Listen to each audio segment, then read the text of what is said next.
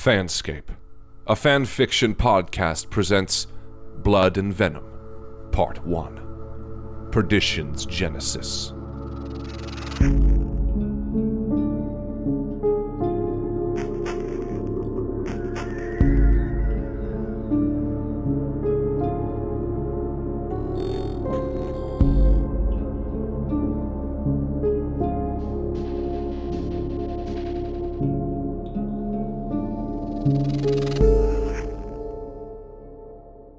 Chapter 5. No Way Out. A haunting, distorted, yet somehow somber melody filled the stale, dead air of the abyss that the demigod and the teenager he'd rescued now took sanctuary in. Kate and Firebrand sat in the dirt on opposite sides of the makeshift fire pit, the warm glow coming from the dull blaze, succeeding in little more than brightening the immediate area. The pitch-black void surrounding them devoured any and all excess light, making it impossible to see anything beyond the protection offered by the dancing flames. Perhaps her eyes would have eventually adjusted to the darkness had she decided to go out and investigate what was out there, but she intended on doing no such thing. Kate knew better than to leave her safe haven, for she had been warned of the horrors that existed in this unholy plane of existence. Her unexpected savior had told her very little about the realm that he'd taken her to, only instructing the girl not to venture off on her own. Not that she'd needed any warning. This place doesn't take very kindly to strangers, he said, while doing his best to tend to her concussion and set her broken nose,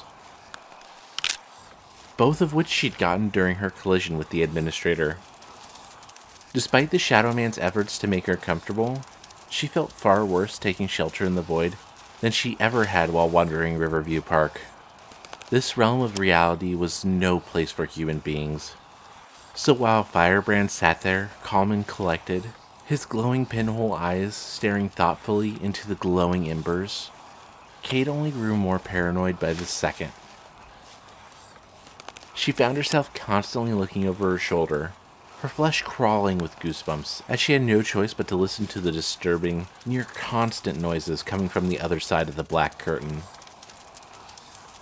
Every snapped twig, creak or crack of a branch, and even the occasional footfall tugged at her sanity. And as she looked back up at Firebrand to observe his nonchalant behavior, a great deal of irritation built up inside. He'd said next to nothing since tossing her those painkillers and curious white pills from across the fire pit, choosing to contemplate the flames instead. Suddenly, the sound of something huge entering a body of water rang out from somewhere nearby, and Kate let out a yelp of fear. Earning herself a bemused look from Firebrand, she scowled back at him and finally snapped, fed up with his silence. Why are you looking at me like that? This might be an everyday thing for you, but I've never actually visited hell before now. You seemed pretty eager to try it just a few hours ago, he commented, ignoring the glare that she was giving him. Besides, you're safe as long as I'm around, which makes this the best case scenario. I don't blame you for hating it here, but there was nowhere else I could have taken you. You could have taken me home. Did you ever consider that? And what do you think would have happened if I did? Firebrand retorted, receiving the same foul look in response. Did you pay any attention to what I told you back in the forest? They would have slaughtered everybody you love and made you watch. So be very grateful that I didn't take you back home, because you'd be begging for death right now if I had. What the hell is wrong with you? You're supposed to be the hero who comes in and fixes everything, not a cynical jerk who treats me like I'm just some dumb kid. Who just saved your naive little ass? I don't think you fully understand the gravity of the situation. This isn't some low-budget monster movie or video game where everything magically works itself out in the end. I'm not your knight in shining armor who comes riding in to slay the beast and save the day, and you certainly are not some modern Ellen Ripley. What were you thinking coming out here on your own like that? Even if it had been a vengeful spirit, do you honestly believe that you would have stood any chance against it? How short-sighted are you that you think picking up a few tips and tricks from a mediocre television show makes you capable of fighting monsters? I was trying to save my mom's life. Well, a lot of good that did. If you don't manage to pull this off, you'll die out here and nobody will ever see you again. How do you think your mom will feel about that after she's already lost so much? Firebrand responded, earning a shocked look from Kate.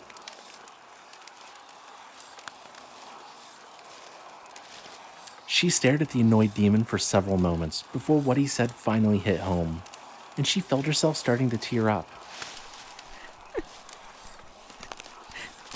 She buried her face in her hands and cried silently, imagining what her mother's reaction would be if she never saw her daughter again. Firebrand let out a remorseful sigh upon seeing the teen's reaction to his outburst, cursing himself for losing his temper with her.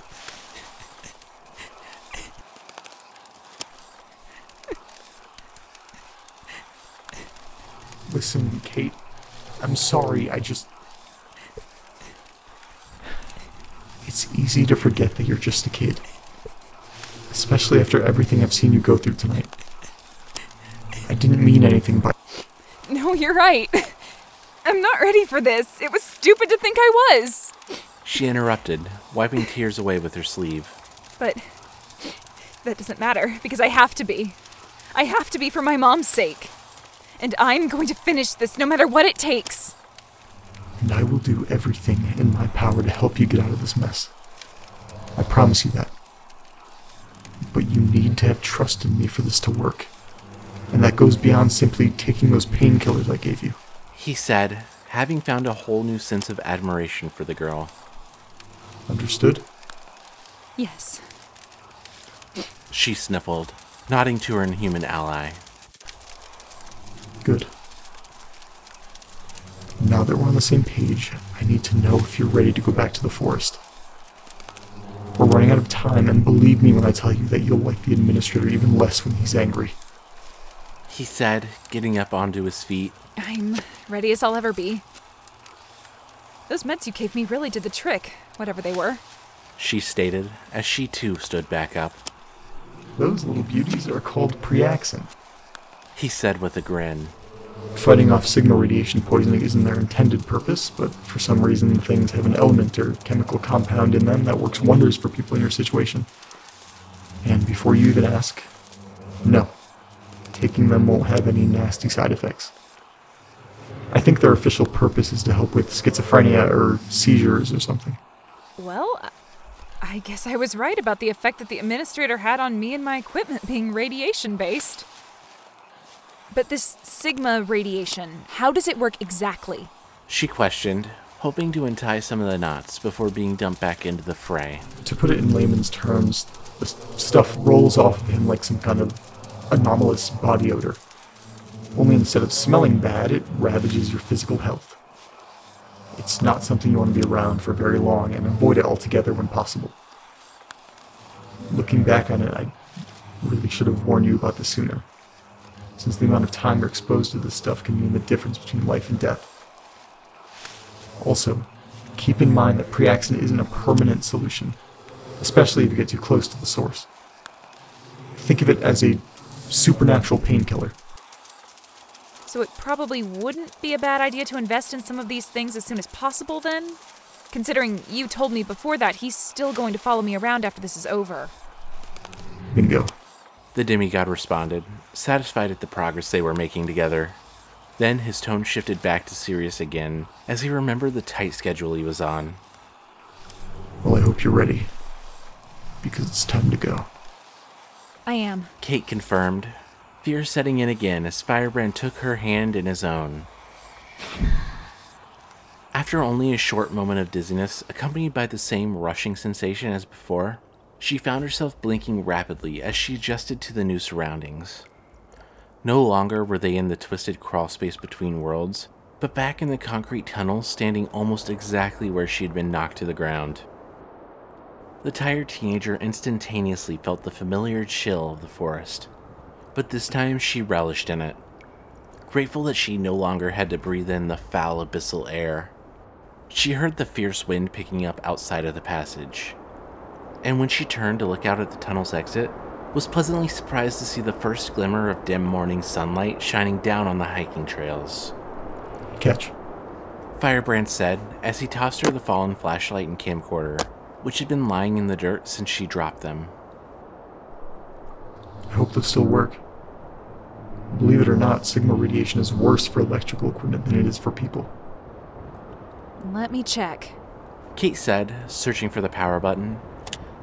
The camera booted up slowly, and when first turning on, emitted a shrill burst of static, as video tearing and discoloration flashed across the now cracked screen. At first, she feared the worst, but after a few painstaking moments of waiting, the device seemed to get a hold of itself and went back to working normally.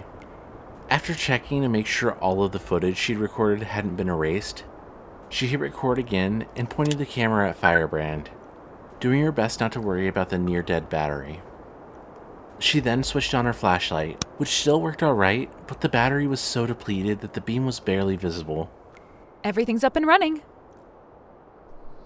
You still have those notes on you? Kate dug around in her jacket pocket for a moment to make sure that she still had all 6 before nodding her head. Well, in that case, this is where we part ways. I wish I could do more for you. I really do, but now my help must come to an end. For good. Wait, what are you... Kate began to ask, confused at the sudden turn of events. However, it only took one wink from the eye on his left hand, the one that wasn't in view of the camera, to understand what was happening.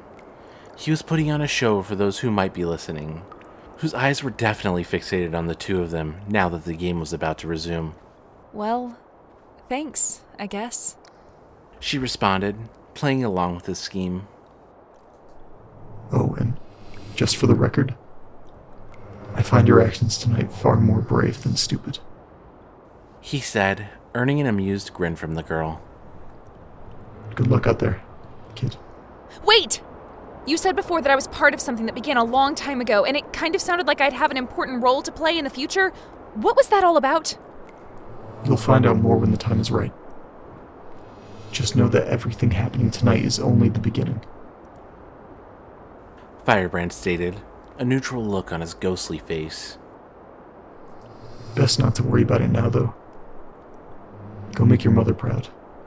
With that, the living silhouette gave one last glowing white, toothy smile before vanishing. Thank you for everything, Kate whispered. She'd wanted to say much more to the strange being to whom she owed her life, but hadn't found the right words in time. He'd never been obligated to guide her along the right path, deceive the administrator into letting him help her escape, or even do so much as to speak to her at all. He may have had ulterior motives for assisting her rather than just doing it out of the kindness of his heart, and she fully expected to learn more about what those motives entailed in the years to come. But for now, she was just grateful for his help. Without Firebrand, she'd surely be dead, or worse.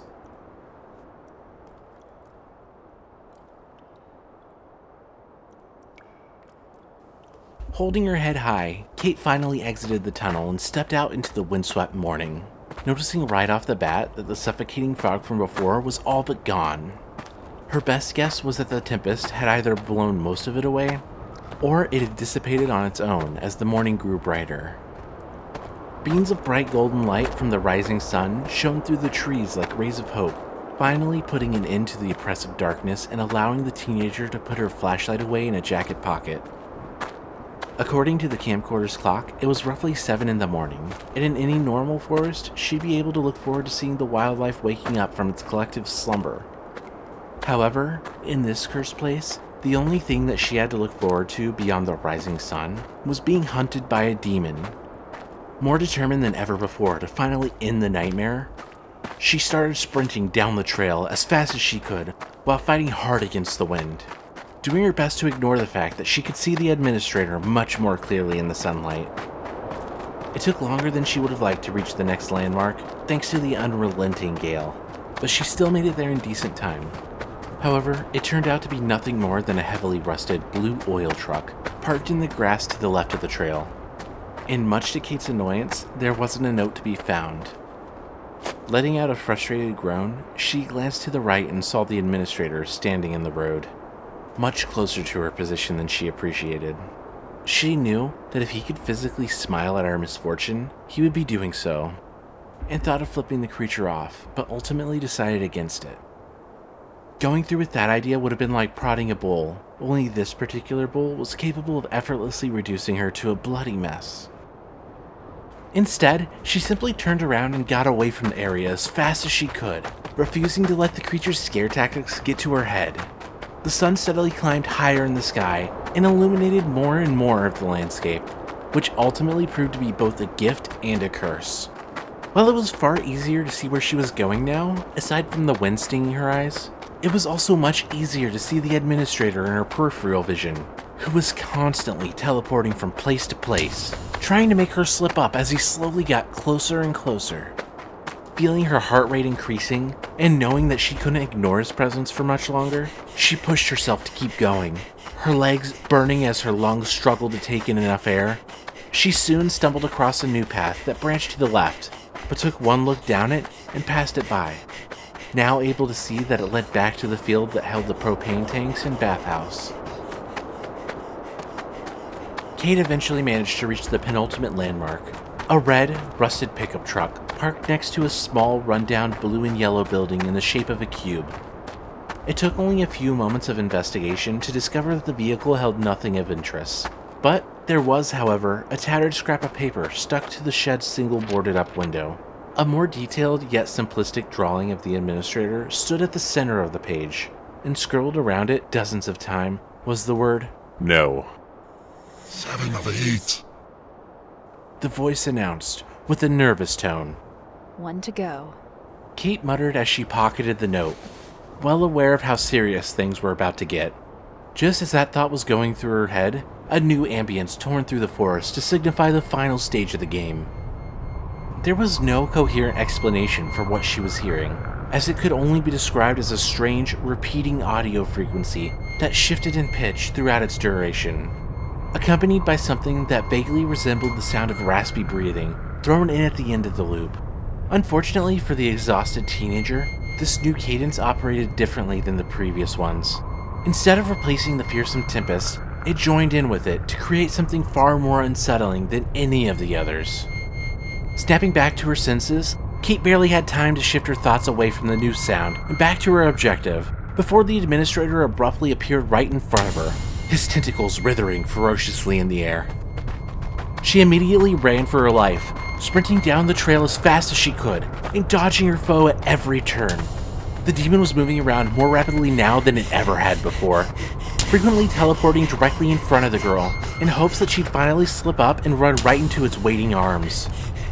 Due to her enemy's erratic movements, she was often forced to backtrack or even leave the path entirely, which made progress much slower than she would have liked. But the effort proved to be worth it as the last landmark was finally within sight. A great tree stood tall in a grassy patch at the center of the dirt road, its dead, deformed branches reaching towards the sky like misshapen lightning bolts. She was so close to reaching her goal, but the faceless monstrosity was relentless and had no intention of letting her win. However, her determination to survive far outweighed the administrator's resolve to ensnare a new victim, and when Kate laid eyes on the final page, she'd pushed herself further than she ever thought was possible to reach it, nearly colliding with the tree in the process. She snatched the 8th page off the petrified bark and fell to the ground with the note clutched in her fist. Taking in deep, raspy gulps of air, her body recovered from the physical torment she'd just put herself through. Eagerly, she awaited for the game's disembodied commenter to announce her victory. And when at long last the devastating winds died down, the unnerving ambience faded into silence, and the eerie voice she'd come to know so well uttered the phrase, 8 of 8. in a disappointed tone. She let out a cheerful laugh, hardly able to believe that it was finally over. Scrawled haphazardly on the final note was the word, follows. And accompanying the obvious hint was a picture of the administrator standing behind a tall pine tree. After taking a quick glance at the tattered artifact, Kate stuffed it into her pocket and headed back towards the gate at a steady pace, enjoying the new day. A triumphant smile spread across her face as she approached the now unlocked gate and slid it open, but did little to camouflage the tired look in her eyes. Riverview Park turned out to be far more beautiful in the day than she ever could have expected. The bright morning sun cast its golden brilliance across the vacant landscape as a warm breeze gently blew through the overgrown grass and rustled the vibrant green leaves. Finally able to sense the departure of the dark presence corrupting their forest, the inhabitants of the woods cautiously trickled out of hiding, beginning with the brave birds and squirrels who came down from their nests to forage for food. She even saw a family of deer walking around by the fence, and a warm feeling built up inside of her as she watched the doe and her 2 fawns lazily grazing without a care in the world. At that moment, she truly felt on top of the world. However, the good vibes were abruptly cut short when the doe's head snapped over to look at something behind the teenager. And as she and her young fearfully fled into the woods, a familiar chill crept back up Kate's spine. She spun around and came face to face with the administrator, whose tentacles writhed in the air like a nest of black serpents. The battered girl was immediately felled by the unholy power emanating from the beast, the very same radiation that Firebrand had warned her to stay away from. And as she kneeled to the ground, clutching her head with both hands, she felt tears of pain rolling down her face as blood began to drip from her nose again. Her trembling body felt as if it were freezing solid, and a fierce migraine ripped through her skull, partially thanks to the loud electronic screeching coming from her camera. Why are you doing this? I already won your stupid game! She sobbed, praying for anything to make the unbearable pain go away. Sadly, no help came, and as she felt herself slipping into the sweet release of unconsciousness, an ominous response invaded her mind. I have plans for you, Kate.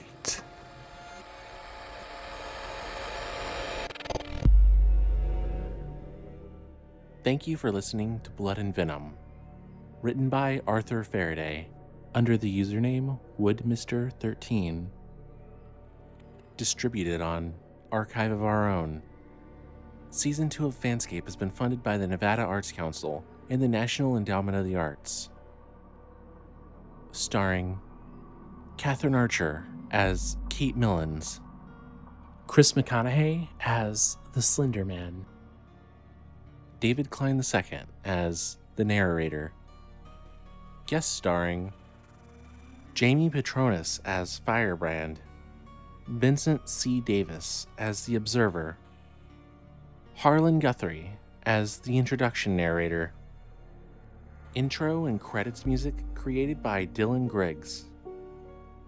Special thanks to Fern Bite, Ryan Murray, our fellow podcasting friends who have helped make Season 2 possible, at Malevolent, The Cellar Letters, Acorn Arts and Entertainment, creators of The Call of the Void, Wake of Corrosion, The Impala Films, creators of Haunted and audio drama, Out of the Ashes, Woe Begone, Through the Fog, The Morbid Forest, and our friends at World Beyond and Jabun Audio.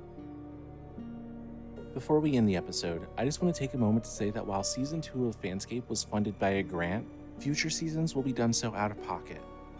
This show has a high production cost, and any assistance you can give, be it by sharing FanScape with a friend, or by joining our Patreon or Ko-Fi, or even buying merch to help fund the show financially, would be greatly appreciated and will help make Season 3 come sooner rather than later.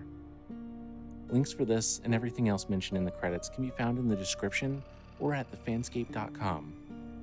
Thank you for joining us for this season of FanScape. We hope you enjoyed all the effort we put into this show and look forward to releasing more content for you soon. Thank you for listening.